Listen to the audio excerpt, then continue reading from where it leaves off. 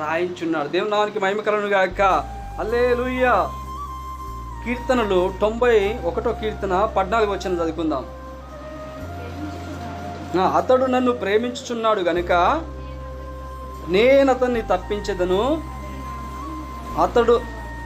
అతడు నా నామమును ఎరిగినవాడు గనుక నేను అతన్ని ఘనపరచెదను. గట్టిగా చప్పట్లు కూడా దేవుని నామమును మహిమపడదాం. హల్లెలూయా. అతడు నన్ను ప్రేమించుచున్నాడు గనుక నేను అతన్ని తప్పించెదను. దేవునికి స్తోత్రం. హల్లెలూయా. చాలా జాగ్రత్త అయిన మంచి వంశము ఈరోజు. దేవునికి స్తోత్రం కలుగును గాక. చూడండి, దేవుడు ఏమంటుండంటే, ఇప్పుడు మనం ముందు చదువుకున్నా కదా, నన్ను ప్రేమిస్తే 1000 తరముల వరకు నేను కరుణిస్తాను అనే మాట మనం ఇంతకుముందు చదువుకున్నాం కదా. ఇక్కడ దావీదు గురించి దేవుడు ఏమంటాడు? అతడు నన్ను ప్రేమించాడు. దేవుడు స్తోత్రం. అతడు నన్ను ప్రేమించుచున్నాడు గనుక. దేవుడు స్తోత్రం. చూడండి ఎలా చెప్తున్నాడు దేవుడు. మనల్ని బట్టి అలా చెప్తాడా? చూడండి దేవుడు ఎంత చక్కగా చెప్తున్నాడు. దావీదు గురించి ఎంత చక్కగా చెప్తున్నాడు. అతడు నన్ను ప్రేమించుచున్నాడు గనుక నేను అతన్ని తప్పించెదను. దేవునికి స్తోత్రం. ఇప్పుడు ఇంతదాకా అక్క చెప్పినట్టు మరి దావీదు కొడుకే అబ్షాలోము దావీదును చంపాలని ప్రయత్నించినప్పుడు మరి అతడు సౌలు గుడంగా దావీదును చంపాలని తరుముచున్నప్పుడు దావీదు దేవుణ్ణి ప్రేమించింది కనుక, హల్లెలూయా, దేవుని నామానికి స్తోత్రం కలుగును గాక. దావీదు దేవుణ్ణి ప్రేమించింది కనుక దావీదును దేవుడు తప్పించుడు. దేవుని నామానికి స్తోత్రం కలుగును గాక. హల్లెలూయా. ఇక్కడ అదే మాట, అతడు నన్ను ప్రేమించుచున్నాడు కనుక నేను అతన్ని తప్పించదు. శ్రమల నుంచి తప్పించాడు, రోగం నుంచి తప్పిస్తాడు, కష్టాల నుంచి తప్పిస్తాడు, యాక్సిడెంట్లు కాకుండా కాపాడుతాడు. హల్లెలూయా. నీకు వచ్చే గండాల నుంచి కాపాడుతాడు. దేవుని నామానికి స్తోత్రం కలుగును గాక.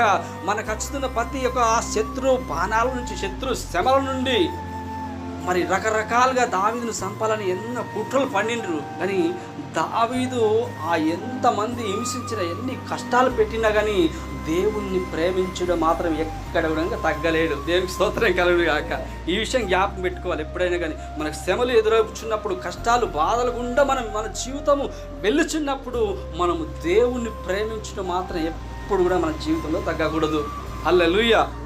అలాగే ఎప్పుడైతే మనము దేవుణ్ణి ప్రేమిస్తామో మనకు ఎదురవుతున్న శ్రమలు, మన ఎదురవుతున్న కష్టాలు, మనకు ఎదురవుతున్న రోగముల నుంచి మనల్ని కాపాడే దేవుడై ఉన్నాడు. దేవుని నామానికి స్తోత్రము కలుగును గాక. అందరూ హల్లెలూయా చెప్పుదాం. హల్లెలూయా, హల్లెలూయా. చూడండి, అతడు నా నామమును ఎరిగినవాడు గనుక నేను అతన్ని ఘనపరచెదను.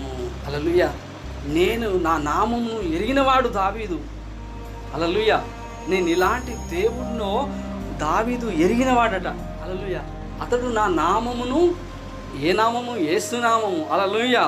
నా నామమును ఎరిగినవాడు గనుక నేను అతన్ని ఘనపరుతాను. నీ దేవుని శక్తి, మన దేవుడు అంటే ఎలాంటి గొప్ప దేవుడో, మన దేవుడు ఎలాంటి శక్తిమంతుడో, ఆయన ఎలాంటి గొప్ప కార్యాలు మన జీవితంలో చేస్తాడో దావీదు తెలుసుకున్నాడు. హల్లెలూయా.